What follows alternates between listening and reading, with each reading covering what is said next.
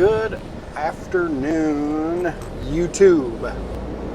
It is currently 12:30 p.m.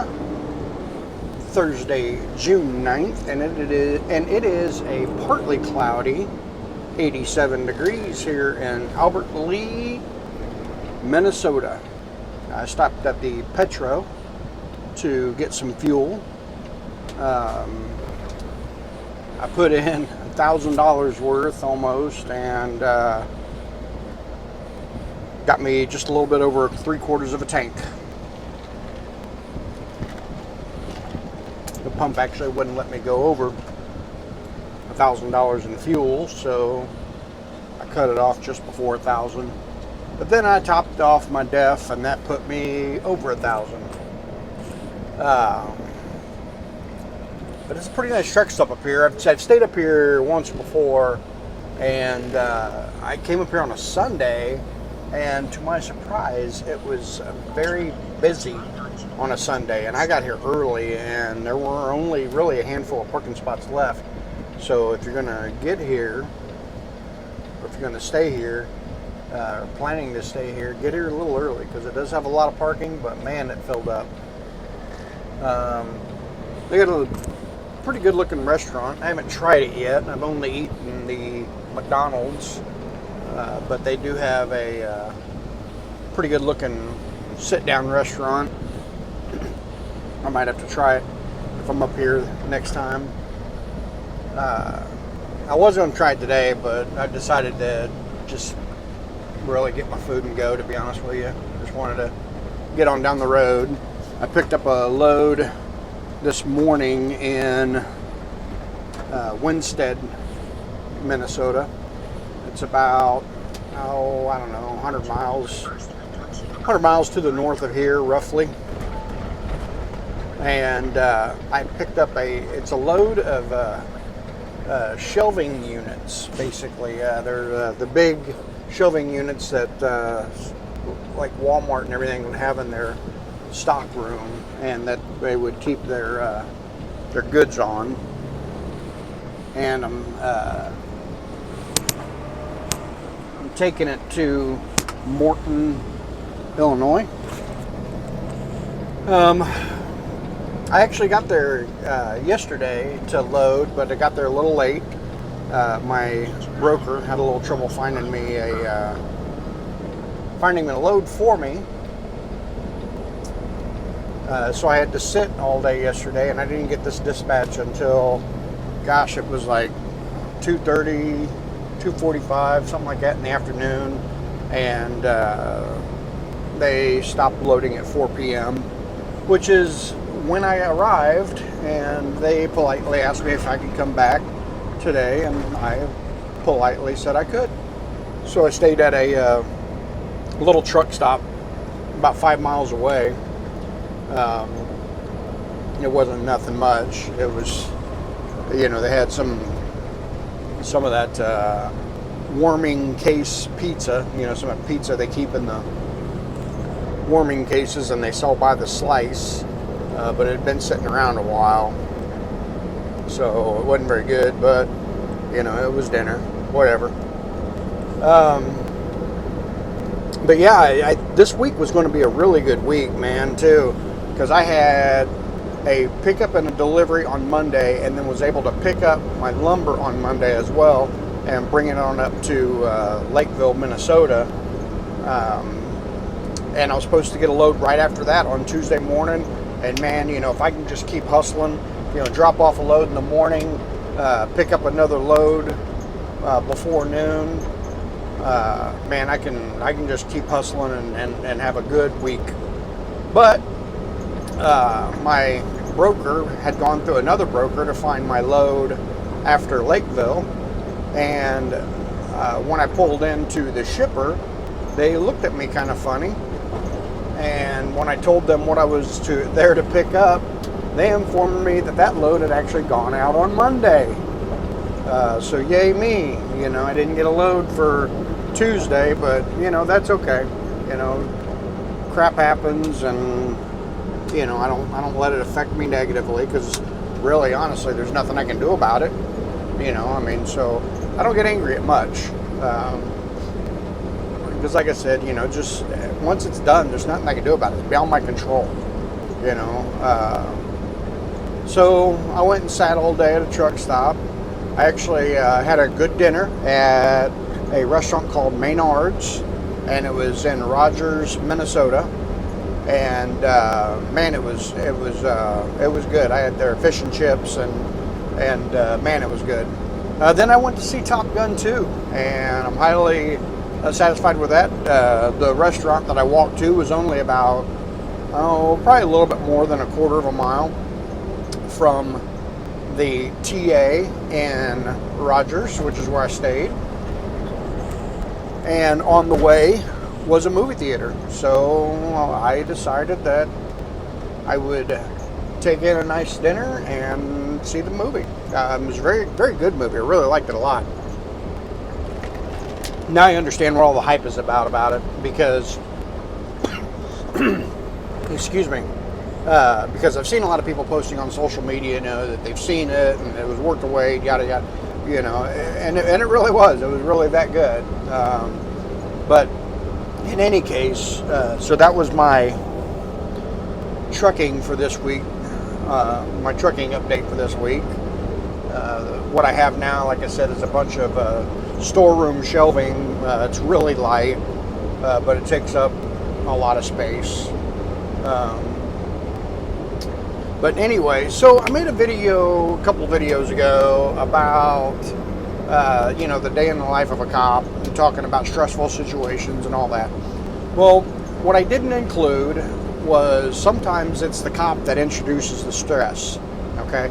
And for those of you, if you're for the first time watching my video, I was a cop for 25 years. I retired as a detective, and I've investigated pretty much everything you can think of. And I was actually a special victims detective when I retired. And I retired because of I was getting I'm drawing a pension, and I wasn't going to add anything to that pension for 4 years, so I decided to go ahead and get out now, which I kind of explained all that in one of my previous videos. But anyway, kind of my introduction video.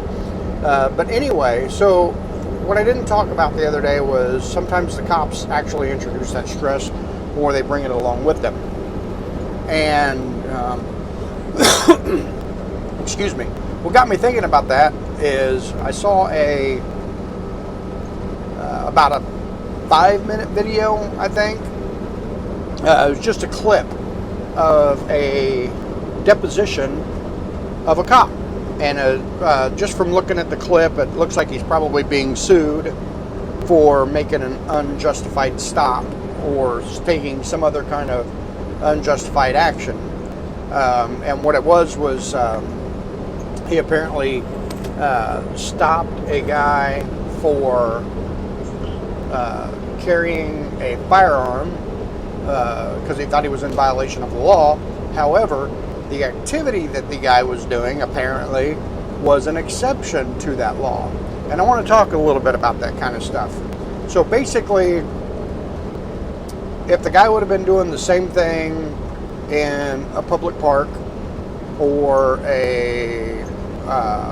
if he would have been carrying a gun and, let's say a public park or a library or a store or something like that, then maybe the stop would have been okay.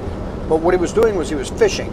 And apparently there is an exception to the open carrying of a firearm for people who are taking part in fishing or hunting activities.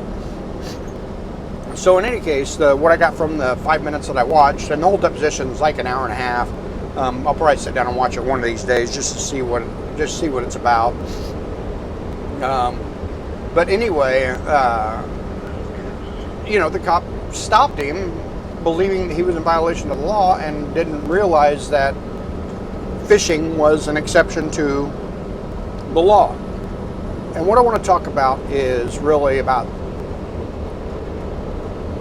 the law itself. Okay, so I can speak very securely, I guess, or confidently about the laws in my home state because, I always made it my business to know as much as I could. And even then, I don't know everything. So let's take this, just a simple statute for theft. Okay, theft. It's about as simple as it gets. You take something that doesn't belong to you, right? Well, the criminal code for theft is about a page long, and that's simple. That's a simple crime. When you start getting into things like weapons violations or sex crimes, then you're going to start talking about pages of information. Okay, and I don't care how good you are, you're not going to be able to recall with 100% accuracy every single word in every single state statute of the criminal code. Okay, you're just not going to do it. You're just not going to be able to do it. So the cop, like I said, in Florida, I believe he probably had good intentions. He, was stopping somebody who he thought was in violation of the law. But anyway, so going back to like how complicated some of the statutes are and how long they are. So, like I said, our theft statute is an entire page long. Like if I printed it out, it would take up an entire sheet of printer paper because there is the statute number, the description of what the statute is, and then there are sections and subsections and sub-subsections. There's going to be, it's this level of misdemeanor if it's under this amount. It's going to be this level of felony if it's over this amount. It's going to be, a felony if so many thefts were committed within a 72-hour period. It's going to be a felony if the person has 2 or more theft convictions on their record. So, it's really just a lot of information. Okay, so that cop, he made him, honestly, if it's just as simple as he stopped a guy and took some kind of action because he saw him carrying an open firearm, yeah, it sucks. It sucks the guy got stopped. It sucks that the cop that the cop didn't know and stopped him. But it's kind of one of those questions that you just have to ask yourself: how egregious is this violation? Did he purposefully violate this guy's civil rights? And in my opinion, there has to be some kind of mutual understanding that, just like in my last video I talked about, we're making split-second decisions that lawyers and judges get to research, argue, research some more, and rule on, and they get to take days, weeks, or months. They're not doing it when they see the actual violation. Okay, and like I said, maybe there's a lot of people out there that think that the cops should be more educated, but like I said, I don't know anybody, and I'll tell you, I know a lot. Okay, when it comes to our criminal code and state statutes, like I said, I made it my business to really know as much as I possibly could. And even then, there were a lot of statutes that when I'm dealing with them, I have to look them up just to make sure that I'm getting the right crime even, or the right section or subsection or sub-subsection of the statute. Because if you err in that, if you don't have the right section or subsection, that can make or break whether or not somebody is going to be held for trial.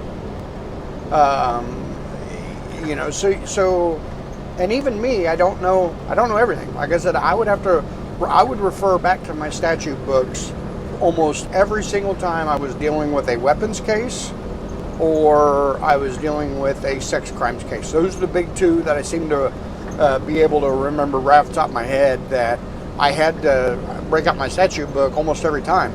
And mind you, I investigated a lot of those crimes. Like I investigated a lot of felon in possession of handguns or felon in possession of weapons. I've been investigated criminal carrying of weapons. I've investigated all kinds of sex crimes, and like I said, I still got to refer back to the book because there's just so much information that I can't recall right off the top of my head. Now, I think in my opinion, what might have wound this cop up in a lot of the trouble is probably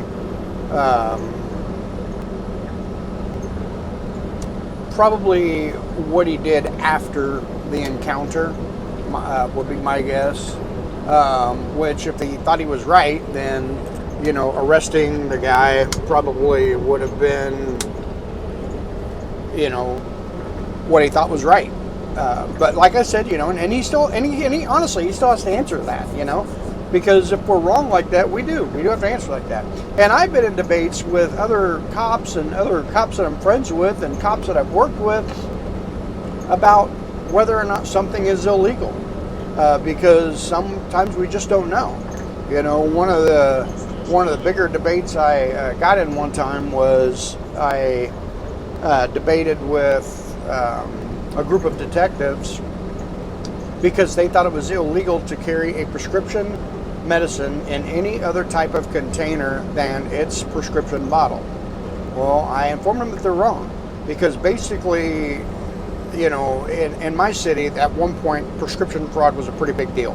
Like, it was a big enough deal that the doctors kind of all got together and kind of like, I think it was more intended to be a, hey, police department, what can we do to help combat this thing? But what they really ended up doing was kind of bringing it down on us and saying, hey, you guys got to do something to combat all this prescription fraud. And to be honest with you, I think that's about the point that in my city anyway, a lot of the doctors got away from writing prescriptions on prescription pads, and they went to all electronic. Because there was a handful of times that I've seen cases or been involved with cases where somebody have multiple prescription pads that they just swipe from a doctor's office when they go in there. But anyway, so the argument was whether or not you can carry a prescription medicine in anything but the prescription bottle. And I told them that they were wrong and that you can carry your prescription medicine in anything you want. If you, at least in my state, wanted to put your 100 tabs of Vicodin in a plastic baggie and carry it around in your front pocket, I can't think of any law you're breaking by doing that. Well, they insisted that there was, and when I told them to find it, they couldn't find it. And then I kind of came back with them because they're kind of thinking it as an argument that of just that. They're going to find a plastic baggie with 100 Vicodin in somebody's pocket. Okay, and but what they're not thinking about is the person who has to put together a cocktail of pills that they have to take, at different parts of the day. Because they're not going to walk around with, 5-10 bottles worth of medication. They're going to take whatever they need for the day and put it in either some other kind of smaller container together, or they're going to put it in a bag, or they're going to put it in one of those pill trays, one of those pill containers. And I said, if you're going to be trying to arrest the person that has the 100 Vicodin in their plastic baggie, well, they're violating the law just as much as, well, and actually, they're not violating the law. I was kind of trying to make trying to be a little funny about it, but in any case, I showed them that they're not breaking the law. So that's just kind of one example as to even, cops can get it wrong, because this was, and I was the only detective out of a group of about 4 or 5 of us that was saying it is not illegal, and the others were saying that it was, but then they couldn't find the statute. Now, to them, it probably made sense that it would be illegal. Okay, but it wasn't. So, that's just kind of another example of sometimes we just don't know. And sometimes the stress is completely 100% the cop's fault. Like, I saw a video one time on YouTube where it looked like a third person was standing by recording or something like that. But basically, a guy was standing out on a driveway or in a yard, in the front yard of a house with his friend who lived in the house, or something along those lines. A friend or a family member that lived in the house. And a cop driving by thinks he recognizes this guy. And to be honest with you, I don't know if he drove by or if they got a call, because this kind of stuff has happened to me before, where I get a call or I get alerted that, hey, this person is here and they have a warrant for their arrest. Well, I go to that location and I find the person that we're talking about, but it's not the person that they think it is. But in any case, so the cop mistakenly identifies or mistakenly thinks this guy standing in the driveway is this guy who has a felony warrant. So the cop approaches him and says, hey, need to see your ID, please. Well, the guy, he asked, why do you need to see my ID? The cop says, because I think you have a warrant. And the guy's response, I think, was pretty good. And he flat out told the cop, well, if you think I have a warrant, then you should know who I am. Now, I believe that the cop just worded that wrong. And I believe that had he worded it differently, it might not have turned out to be the argument that it ended up being. And it got posted all over social media. All the cop would have had to do is say, well, I believe you to be John Smith, and I know that John Smith has an active warrant for his arrest, so I need to see your ID so I can confirm if you're John Smith. And then at that point, the guy's got to give up his ID. If he doesn't look like John Smith, then yeah, there could be some issues there. And I know, before anybody says anything, what I can tell you is, I have been confused myself with different people throughout my life.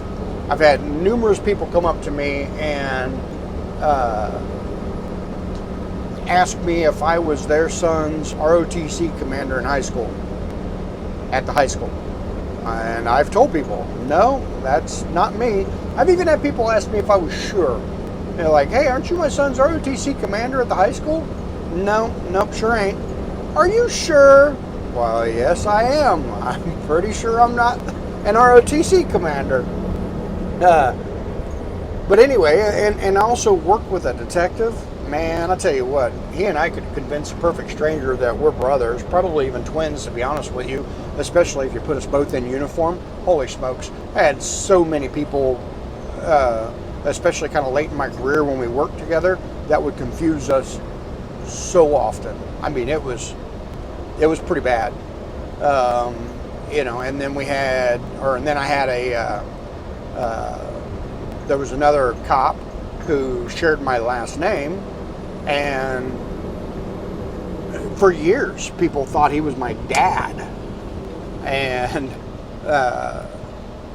but he was only like, I don't know, 7 or 8 years older than me.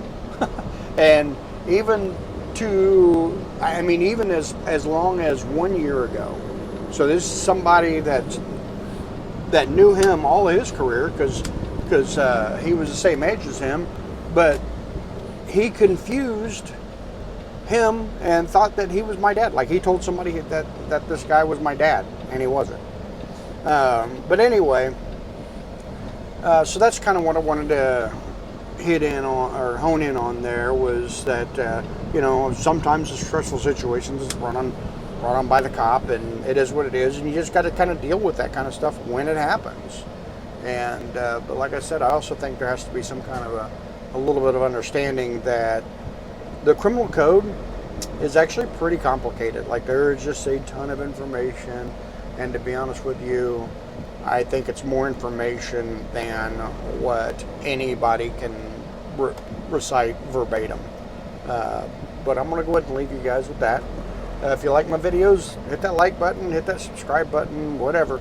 And let's start up a conversation. Because like I said, I'll talk to anybody regarding just about any topic. So hit me up. Until next time, have a good day.